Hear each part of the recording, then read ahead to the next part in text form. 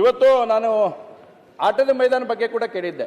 ಇದರಲ್ಲಿ ಎಷ್ಟು ಶಾಲೆಗಳಿಗೆ ಆಟದ ಮೈದಾನ ಅದಾವ ಗೌರ್ಮೆಂಟ್ ಸ್ಕೂಲ್ಗೆ ಅಂತೇಳಿ. ಇವತ್ತು ಬೇರೆ ಸ್ಕೂಲಿಗೆ ನಾವು ಏನಾದರೂ ನೀವು ಪ್ರೈವೇಟ್ ಸ್ಕೂಲ್ನವ್ರು ಕೇಳಕ್ಕೆ ಹೋದ್ರೆ ನೀವೆಲ್ಲ ರಿಸ್ಟ್ರಿಕ್ಷನ್ ಆಗ್ತೀರಿ, ಇಷ್ಟು ಆಟದ ಮೈದಾನ ಇರಬೇಕು, ಇಷ್ಟು ಜಾಗ ಇರಬೇಕು ಎಲ್ಲ ಅಂತೇಳಿ.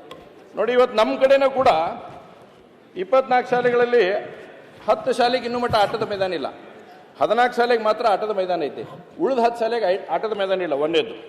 ಎರಡನೇದು, ಒಂದು ನನ್ನ ಕೊನೆ ಪ್ರಶ್ನೆ ಕೂಡ ಇದೆ ಅಧ್ಯಕ್ಷರೇ. ಇದರಲ್ಲಿ ಒಂದು ಕರೆಕ್ಷನ್ ನನ್ನ ಕಡೆಯಿಂದ ಮಾಡ್ಕೊಂಡು ನಾನು ಕೇಳಕ್ಕೆ ಇಚ್ಛೆಪಡ್ತೇನೆ. ಶೈಕ್ಷಣಿಕ ವರ್ಷದಲ್ಲಿ ಶೂ ಮತ್ತು ಸಾಕ್ಸನ್ನು ಎಷ್ಟು ಕೊಟ್ಟಾರಂತ ಆಗಬೇಕಾಗಿತ್ತು. ಬಟ್ ನನ್ನ ಕಡೆಯಿಂದ ಒಂದು ಸಣ್ಣ 24-25 ಅಂತ ಆಗೋದೈತೆ, ಅದನ್ನು ಕರೆಕ್ಷನ್ ಮಾಡಿ ಹೇಳಕ್ಕೆ ಇಚ್ಛೆಪಡ್ತೇನೆ.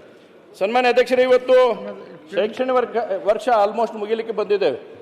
ಅದರ ಶೂ ಮತ್ತು ಸಾಕ್ಸನ್ನು ನಾನು ಅದನ್ನ ಹೇಳ್ತಾ ಇದ್ದೇನೆ, ಕರೆಕ್ಷನ್ ಮಾಡಿ ಹೇಳ್ತಾ ಇದ್ದೀನಿ. ಶೈಕ್ಷಣಿಕ ವರ್ಷದ ಬಗ್ಗೆ ಅಂತ ಹೇಳಿದರೆ ನೀವು ಉತ್ತರ ಕೊಟ್ಟಿದ್ದೀರಿ 24-25 ಅಂತೇಳಿ, ಬಟ್ 25 ಅನ್ನೋದು ಆಗ್ತಾಯಿದೆ.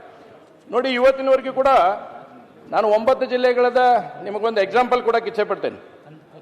ಬೆಳಗಾವಿ ಜಿಲ್ಲೆಗೆ 5 ಕೋಟಿ 10 ಲಕ್ಷ, ಬಾಗಲಕೋಟೆ ಜಿಲ್ಲೆಗೆ 4 ಕೋಟಿ 37 ಲಕ್ಷ, ಚಿಕ್ಕೋಡಿ ಜಿಲ್ಲೆಗೆ 5 ಕೋಟಿ 78 ಲಕ್ಷ, ಧಾರವಾಡ ಜಿಲ್ಲೆಗೆ 4 ಕೋಟಿ 98 ಲಕ್ಷ. ಈ ಥರ ಅಲೋಕೇಶನ್ ಅನ್ನು ಮಾಡಿದ್ದಾರೆ ಶಿಕ್ಷಣ ಸಚಿವರು. ಆದರೆ ಇದರಲ್ಲಿ ಬಿಡುಗಡೆ ಆಗಿರ್ತಕ್ಕಂಥ ಅನುದಾನ ಎಷ್ಟು ಅಂತಂದರೆ, ಇವತ್ತು ನೋಡಿ, ಬೆಳಗಾವಿ ಜಿಲ್ಲೆಗೆ 3 ಕೋಟಿ 88 ಲಕ್ಷ ರೂಪಾಯಿ ಬಿಡುಗಡೆ ಆಗಿದೆ. ಇನ್ನೂ 1 ಕೋಟಿ 22 ಲಕ್ಷ ಬಾಕಿ ಐತಿ. ಧಾರವಾಡ ಜಿಲ್ಲೆಗೆ 2 ಕೋಟಿ 57 ಲಕ್ಷ 38,195 ಬಿಡುಗಡೆ ಆಗೈತಿ. 2 ಕೋಟಿ 41 ಲಕ್ಷ 41,193 ರೂಪಾಯಿ ಬಿಡುಗಡೆ ಐತಿ. ಮಾನ್ಯ ಅಧ್ಯಕ್ಷರೇ, ಇವತ್ತು ಈಗಾಗಲೇ ಶಾಲೆ ಮುಗಿಯೋ ಹಂತಕ್ಕೆ ಬಂದೈತಿ.